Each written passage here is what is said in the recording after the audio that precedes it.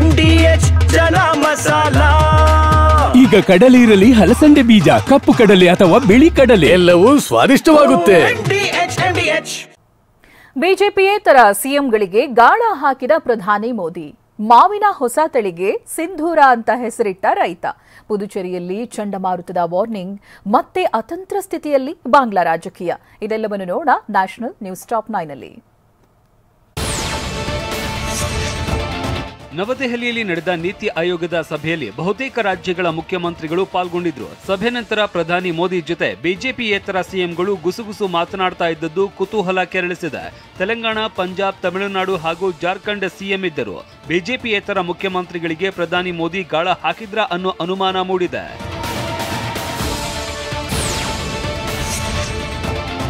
ಭಾರತೀಯ ಸೇನೆಯ ಪ್ರಮುಖ ಅಂಗವಾದ ನ್ಯಾಷನಲ್ ಡಿಫೆನ್ಸ್ ಅಕಾಡೆಮಿ ಇತಿಹಾಸ ನಿರ್ಮಿಸಲಿದೆ. 2021ರಲ್ಲಿ ಸುಪ್ರೀಂ ಕೋರ್ಟ್ನ ಐತಿಹಾಸಿಕ ತೀರ್ಪಿನ ನಂತರ ಮಹಿಳೆಯರನ್ನು ಡಿಫೆನ್ಸ್ ಅಕಾಡೆಮಿಗೆ ಸೇರಿಸಿಕೊಳ್ಳಲಾಗ್ತಾ ಇದೆ.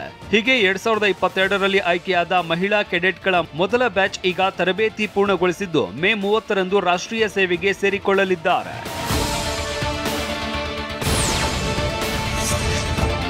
ಸಿಂಧೂರ ಹೆಸರು ಈಗ ಎಲ್ಲೆಡೆ ಪಾಪ್ಯುಲರ್ ಆಗ್ತಾ ಇದೆ. ಆಪರೇಷನ್ ಸಿಂಧೂರ ಕಾರ್ಯಾಚರಣೆ ನಂತರ ಬಾಲಿವುಡ್ ಸಿನಿಮಾ ಮಂದಿ ಟೈಟಲ್ಗಾಗಿ ಕಿತ್ತಾಡ್ಕೊಳ್ತಾ ಇದ್ದಾರೆ. ಈಗ ರೈತರು ಕೂಡ ಭಾರತೀಯ ಸೇನೆಯ ಕಾರ್ಯಾಚರಣೆಯ ನೆನಪಿಗಾಗಿ ತಮ್ಮ ಬೆಳೆಗಳಿಗೆ ಸಿಂಧೂರ ಹೆಸರು ಇಡೋದಕ್ಕೆ ಆರಂಭಿಸಿದ್ದಾರೆ. ಬಿಹಾರದ ರೈತ ಮಾವಿನ ಹೊಸ ತಳಿಯ ಹಣ್ಣಿಗೆ ಸಿಂಧೂರ ಮಾವು ಅಂತ ಹೆಸರಿಟ್ಟಿದ್ದಾನೆ.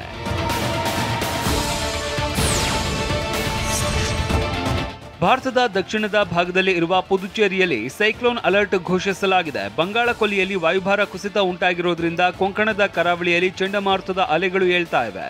ಹೀಗಾಗಿ ಮುನ್ನೆಚ್ಚರಿಕಾ ಕ್ರಮವಾಗಿ ಪುದುಚೇರಿಯಲ್ಲಿ ಈಗ ಸೈಕ್ಲೋನ್ ಅಲರ್ಟ್ ಘೋಷಣೆ ಮಾಡಲಾಗಿದೆ.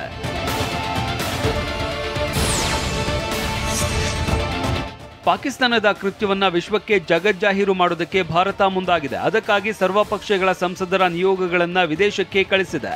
ಬಹರೇನ್, ಕೊರಿಯಾಗೆ ತೆರಳಿರುವ ನಿಯೋಗಗಳು ವಿದೇಶಾಂಗ ಇಲಾಖೆ ಅಧಿಕಾರಿಗಳನ್ನ ಭೇಟಿಯಾಗಿ ಪಾಕಿಸ್ತಾನದ ಕೃತ್ಯವನ್ನ ಮನದಟ್ಟು ಮಾಡ್ತಾ ಇದ್ದಾರೆ.